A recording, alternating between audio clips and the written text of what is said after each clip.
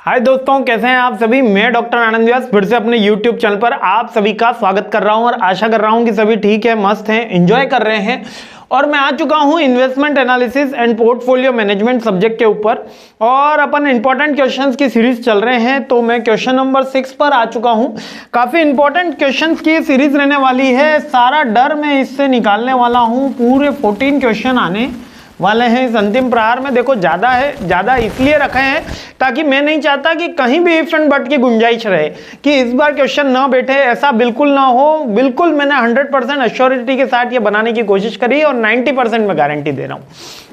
और आप सभी को फिर से बहुत बहुत बधाइयाँ। इनोवेशन वाला पेपर था अपना और आप सबने बहुत ही धमाकेदार उसके अंदर प्रदर्शन किया होगा। अंतिम प्रहार के बहुत सारे क्वेश्चन हिट हुए हैं और डिटेल वीडियो में से तो क्वेश्चन आए हैं, क्योंकि वो तो आने ही हैं, वो तो जाएंगे कहाँ, क्योंकि डिटेल वीडियो में अपन सारी चीज़ें कवर अप करते हैं।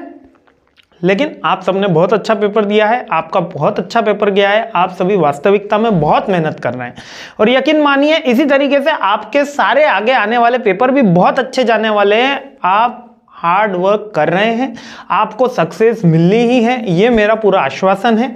और उसके साथ आप पढ़ाई भी कर रहे हैं, मस्ती भी कर रहे हैं और एंजॉय भी कर रहे हैं। लेकिन ज़्यादा परेशान नहीं होना, आपके पास सॉल्यूशन आ रहे हैं। सारी चीज़ें आपको मिलेंगी, सारी डिटेल में वीडियोस में मिलेगी, अंतिम प्रहार भी मिलेगा। सारे आईटी सब्जेक्ट हो, फाइनेंस हो, इंटरनेशनल बिजनेस मैनेजमेंट हो, सब में मिलेगा, है ना। लेकिन परेशान नहीं होना, आप वाकई में बहुत मेहनत कर रहे हैं। मैं फिर से कह रहा हूँ, सारे स्टूडेंट बहुत मेहनत कर रहे हैं, पढ़ाई कर रहे हैं।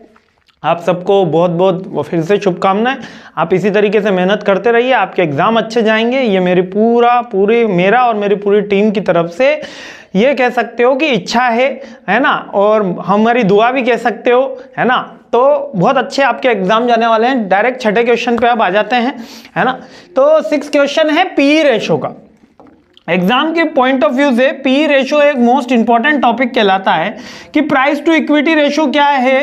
सर, सबसे पहला प्राइस टू इक्विटी का फॉर्मूला यहाँ पे लिखा हुआ है मार्केट प्राइस पर शेयर और अर्निंग पर शेयर। अब ये सर होता क्या है price to equity price ratio. तो यहाँ पर प्राइस पीई रेशो का मतलब क्या है।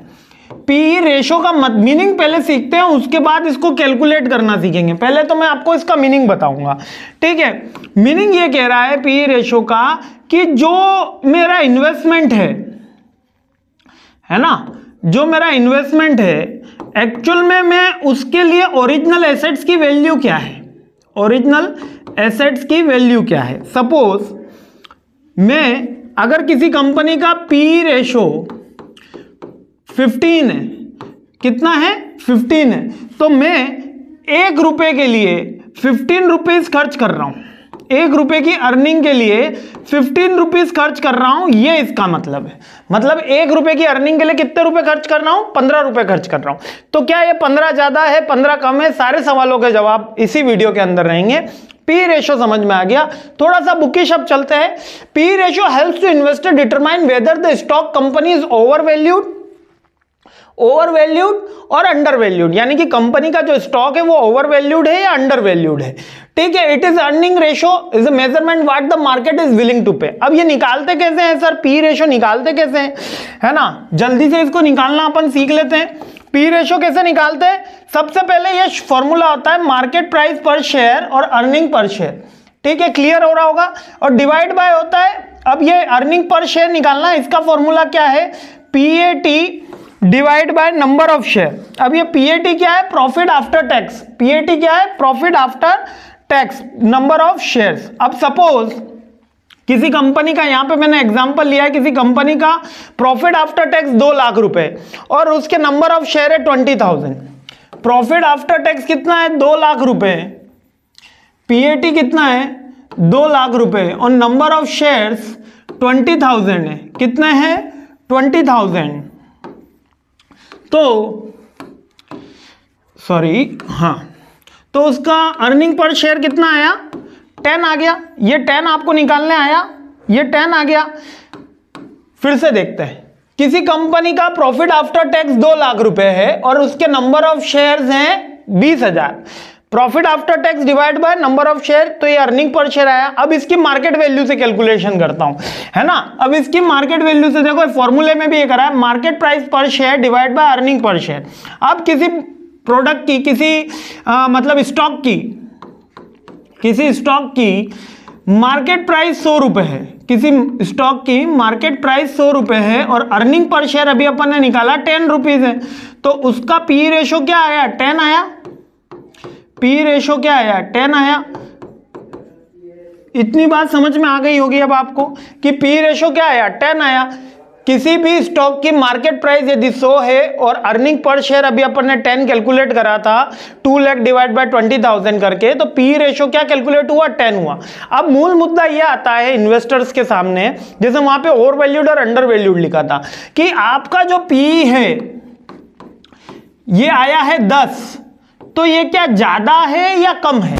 मतलब कि अगर मैं मान लेते हैं टीसीएस का पी रेशो कैलकुलेट करता हूं, तो टीसीएस का पी रेशो आता है करीबन 18-19 आता है, तो क्या वो ज्यादा है या कम है? तो इसका कंपेयर कैसे करेंगे? क्या मैं उसमें ज्यादा पेमेंट कर रहा हूं या कम पेमेंट कर रहा हूं? इसके दो कंपैरिजन के यूजुअली ऐसा कोई रूल नहीं है कि 20 से ऊपर पी आ जाए तो कम कहलाएगा या सस्ता महंगा कहलाएगा, 20 से कम हो जाए तो सस्ता कहलाएगा। There is no thumb rule. केवल कंपैरिजन से अपन पता कर सकते हैं कि ये पी में एक्चुअल में सही है कि गलत है। जैसे कि मैं दो कंपनी ले लेता हूं, इधर ले लेता हूं टीसीएस, इधर ले लेता हूं विप्रो, ठीक है, दोनों आईटी सेक्टर की कंपनी है। एक का पी है 19 रुपीज और एक का पी है 15 रुपीज। तो यहां पे अपन को पता चलेगा कि टीसीएस में मेरे को एक 19 रुपीज का इन्वेस्टमेंट करना पड़ रहा है और विप्रो में मेरे को 15 रुपीज का इन्वेस्टमेंट करना पड़ रहा है। तो विप्रो क्या है? एज कंपेयर टू टीसीएस जो है वो एक सस्ती यूनिट है, मतलब उसका एज कंपेयर टू महंगी है, सॉरी, विप्रो सस्ती है और टीसीएस महंगी है। बात समझ में आए? जिसका पी रेशो ज्यादा होता है वो कॉस्टली कहलाती है, जिसका पी रेशो कम होता है वो चीपर कहलाती है। बात समझ में आ गई? एक कंपैरिजन तो सेम काइंड ऑफ कंपनी में होगा। दूसरा मैं इसी टीसीएस का आईटी इंडस्ट्री से करता हूं, आईटी इंडस्ट्री से कंपैरिजन। अब आईटी इंडस्ट्री का पी रेशो निकाला 24, तो अगर पूरी इंडस्ट्री का पी रेशो 24 है और टीसीएस का 19 है तो इसका मतलब टीसीएस सस्ती है। और इंडस्ट्री का अगर मैं लेता हूं, जैसे आईटी का म्यूचुअल फंड लिया तो वो महंगा कहलाएगा, है ना, आईटी का इंडेक्स लिया तो वो महंगा कहलाएगा। बात समझ में आई? यानी पी का जब मैं कंपेरिजन कर रहा होता हूं, या तो मैं सिमिलर इंडस्ट्री से कर सकता हूं, अगर सिमिलर इंडस्ट्री से कर रहा हूं तो जिसका ज्यादा होगा वो महंगी कहलाएगी, और या सिमिलर इंडस्ट्री या सिमिलर कंपनी, या मैं टोटल मार्केट की जो शेयर है या फर्म है उसके साथ कर सकता हूं, या मैं सेंसेक्स के साथ कर सकता हूं, किसी के साथ भी कर सकता। प्राइस टू अर्निंग, यानी पे हमको केवल यह पता चलता है कि हम जितने का इन्वेस्टमेंट कर रहे हैं, उसके अनुसार हमने क्या वो एक्सपेंसिव चीज खरीदी है या इनएक्सपेंसिव खरीदी है। आप इसको इस तरीके से भी समझ सकते हैं कि मैंने एक शर्ट बाय करा, ठीक है, एक शर्ट बाय करा, मान लेते हैं जेड ब्लू का शर्ट बाय करा, और एक कोई दूसरी कंपनी ले लेते हैं पीटर इंग्लैंड का शर्ट बाय करा।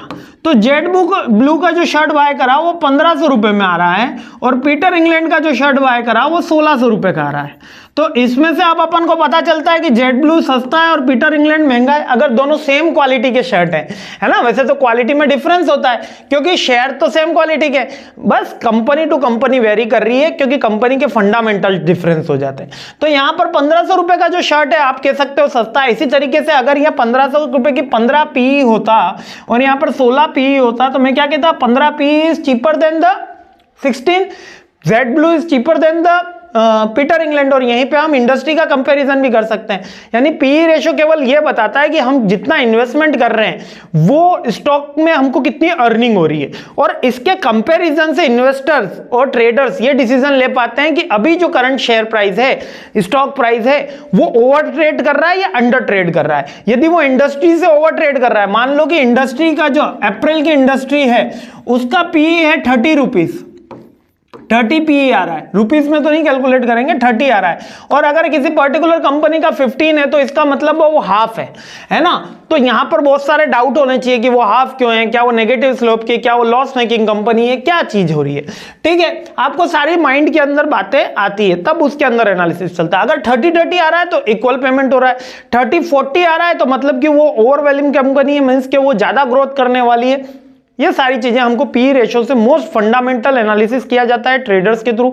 हमेशा कंपनी के इन्वेस्ट करते समय दो कंपनियों का पी रेशो और इंडस्ट्री के साथ उनका पी रेशो जरूर चेक करें, जय हिंद। और ये इंपॉर्टेंट क्वेश्चन भी है, मोस्ट इंपॉर्टेंट क्वेश्चन भी। जल्दी नेक्स्ट क्वेश्चन के साथ अपन मिल रहे हैं, तब तक के लिए मेरे साथ बने रहिए और इसी के साथ मुस्कुराते रहिए और पढ़ते भी रहिए। जय हिंद।